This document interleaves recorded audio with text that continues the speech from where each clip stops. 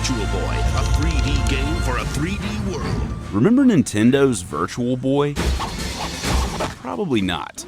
Virtual Boy, see it now in 3D.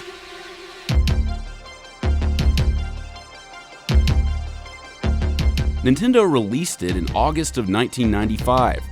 Less than a year later, it was discontinued, and it remains the worst-selling console in the history of the company.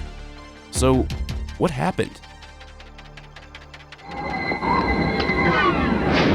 Now you're playing with power, superpower. In 1995, Nintendo was seen as the biggest game company in the world. The Super Nintendo, as well as the previous console, the Nintendo Entertainment System, and the Nintendo Game Boy were all completely dominating at the time. You've got to play it. You've got to have it. You've got a reputation. There was a lot of excitement around virtual reality. As a result, Nintendo was trying to essentially compete and to try to take advantage of this new technology.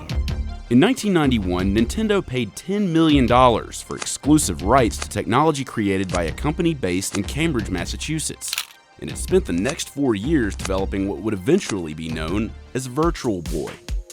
When the Virtual Boy was initially announced by Nintendo, there was some kind of hopeful positivity. It looked like it was doing something kind of new, and as a result, there was some kind of, I think, hope for this device. The first three-dimensional stereo immersive 32-bit video game system ever. Virtual Boy. Virtual Boy debuted in Japan in July of 1995. It hit North America in August, selling for a retail price of $179.99. Nintendo made a deal with Blockbuster Video, where customers could rent the Virtual Boy system for $9.99. Only 22 games were released on Virtual Boy. Each system came bundled with Mario's Tennis. Needless to say, the options were pretty limited, with games like Galactic Pinball and a game based on the 1995 movie Waterworld. It was immediately clear, I think, that this was a pretty bad device. I was 10 or so at the time, and it was terrible to me as a 10-year-old. Sales stalled. By May of 1996, Nintendo dropped the price to $99, and just 2 months later, the company officially pulled the plug on Virtual Boy, less than a year after its initial release. So why did it fail? Where should we begin? Virtual Boy is so advanced it can't be viewed on conventional TV or LCD screens. Here we go. I'm gonna go into virtual reality. First of all, even though it was called the Virtual Boy, it wasn't virtual reality. It was just 3D. The system used a pair of oscillating mirrors to turn a single line of LED pixels into a 3D projection made of red pixels against a black background. That's another thing. The only colors it was capable of displaying were red and black. Also, playing it wasn't exactly comfortable. I feel like within about 5 minutes, my back is gonna start hurting from just leaning on this. The headset had to be attached to this stand. That was mainly for liability reasons. Here's why.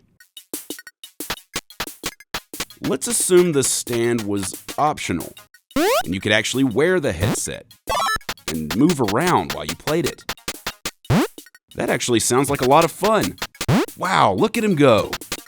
That is, until he bumps into something and gets hurt.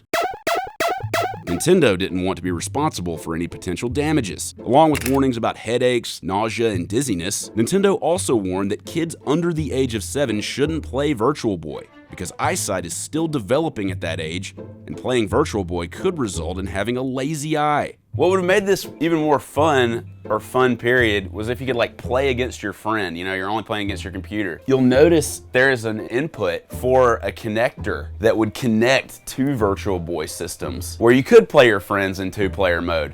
But because the console failed so quickly, they canceled the connector and it never came out. So every Virtual Boy has this input where you could connect the two things, but it died so fast it just never happened.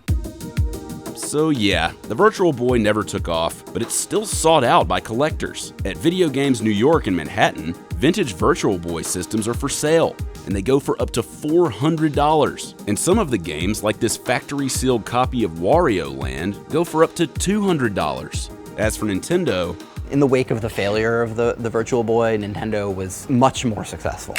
The Nintendo 64 came out in 1996. They didn't retain the market dominance that they had had in previous years, but they're still a huge force in the video game market, and they even actually make, passing, joking references to the Virtual Boy and its failure now sometimes. It's become something that they are able to kind of be lighthearted about, even though it was clearly their biggest hardware failure in Nintendo's history. You know what? I want to let Noah try. Okay, I'm going to take over the camera. Got it.